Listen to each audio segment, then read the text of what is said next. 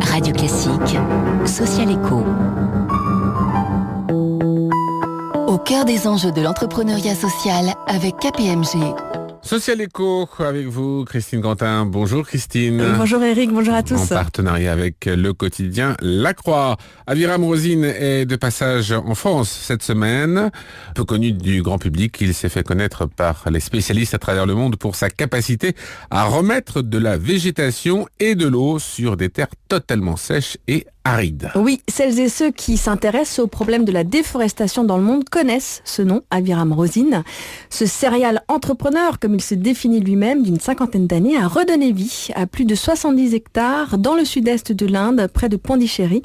Cette terre, dure comme du bois il y a 10 ans, constitue aujourd'hui la Sadhana Forest, la forêt Sadhana. Elle est boisée par près de 30 000 arbres de 170 espèces différentes.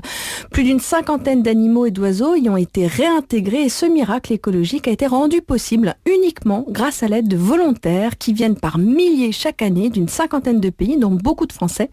Et comme le dit Aviram, ces jeunes viennent s'approprier les techniques et la recherche sur la reforestation, mais ils viennent surtout participer à un projet de société qui les dépasse, qui leur permet de reprendre la main sur leur environnement, sur leur capacité d'agir et d'en vivre. Et concrètement, comment est-ce que cela s'organise ? Alors imaginez un campement en bois qui s'est petit à petit formé pour accueillir aujourd'hui jusqu'à 1200 volontaires par an.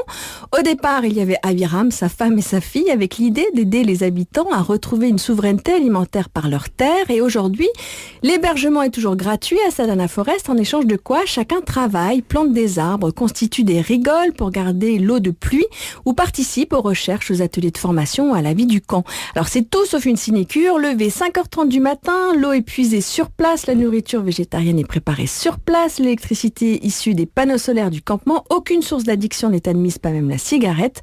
L'objectif d'Aviram est que chaque volontaire prenne conscience des conséquences de ce qu'il produit lui-même, de ce qu'il mange, de l'eau qu'il boit. Et bien sûr, tout est recyclé, c'est l'économie circulaire avant l'heure. Et cette Sadhana Forest est aujourd'hui mise en œuvre aussi à Haïti et au Kenya. Mais alors Christine, tout est basé uniquement sur du volontariat et du don en fait.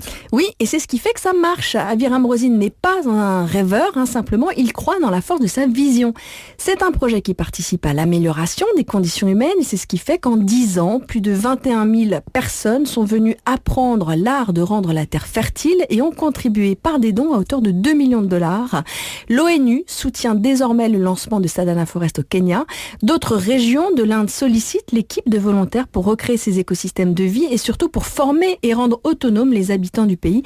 C'est une forêt qui fait grandir les hommes. Voilà, et je vous invite à venir, si vous le pouvez, écouter le témoignage rare d'Aviram Rosine ce soir à la Hub Conférence qui se tient à la mairie du 3e à Paris. Merci Christine Quentin. On vous retrouve demain pour un nouveau Social Echo.